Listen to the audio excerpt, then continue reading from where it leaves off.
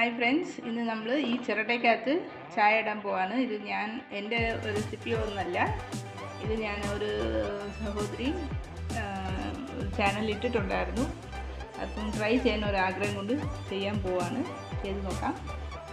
ഈ ചിരട്ട അവർ പറഞ്ഞതുപോലെ ഇവിടെ കണ്ണുകളൊന്നും ഇല്ലാത്ത ഭാഗമാണ്, അടിഭാഗമാണ് എടുത്തിരിക്കുന്നത്. കുറച്ച് വലിയ ചിരട്ട ഉണ്ടെങ്കിൽ നല്ല. എന്നിട്ട് ഇതുപോലെ ഡയറക്റ്റായിട്ട് താഴെ വെക്കാതെ ഇങ്ങനെ വെച്ചിട്ട് ഇതിൻ്റെ പുറത്ത് ഒരു സ്റ്റാൻഡ് വെച്ചിട്ട് ഇതിൻ്റെ പുറത്ത് ചിരട്ട ഇങ്ങനെ അനങ്ങാതെ വെക്കുക. എന്നിട്ട് നമുക്ക് എന്തുമാത്രം ഇതിൽ ചായ കൊള്ളുക, ചായക്ക് ആവശ്യമുള്ള വെള്ളം ഒഴിച്ച് കൊടുക്കുക. അത് കഴിഞ്ഞിട്ട് തീ കത്തിക്കുക.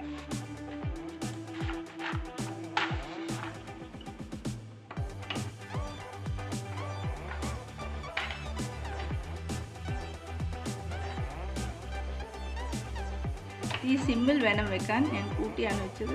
തീ പെട്ടെന്ന് കുറയ്ക്കുകയാണ്. സിമ്മിൽ വെക്കുക. ഇതൊന്ന് ചായ ഇടുന്ന പോലെ തന്നെയാണ്.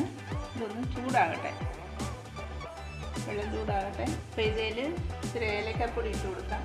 ഏലക്ക, ഇഞ്ചി എന്ത് വേണമെങ്കിലും നമുക്ക് താല്പര്യമുള്ളതുപോലെ ഇട്ട് കൊടുക്കാം. ഞങ്ങൾ ശകലം ഏലക്ക ഇട്ട് കൊടുക്കുകയാണ്. സിമ്മിൽ തന്നെ ഇരിക്കണം. കുറച്ച് സമയമെടുക്കും. വെള്ളം ചൂടായിട്ടുണ്ട്. ചൂടായോ ഇല്ലെന്ന് അറിയാൻ ആ സ്പൂണും കൊണ്ട് പൊടി ടെസ്റ്റ് ചെയ്ത് നോക്കിയാൽ മതി. ആവശ്യമുള്ള ചായപ്പൊടി ഇട്ട് കൊടുക്കുക.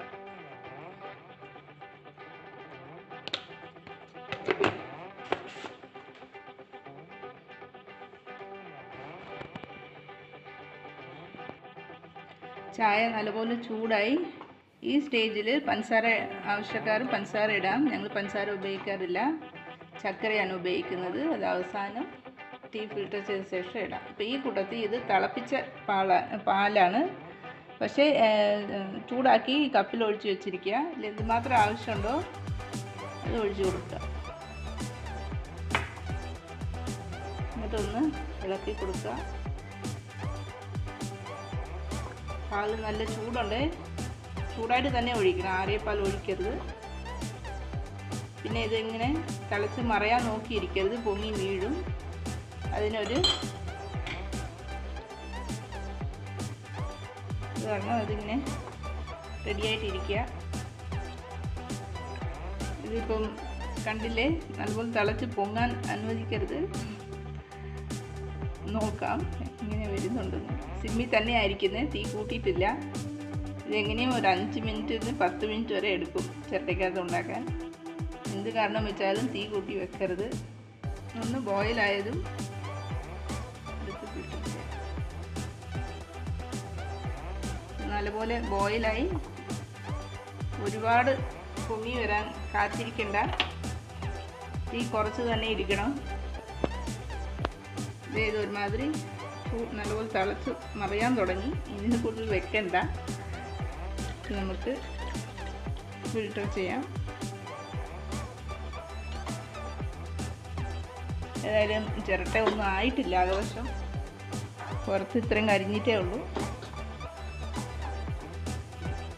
ഇനി നമുക്ക് ഈ കപ്പിൽ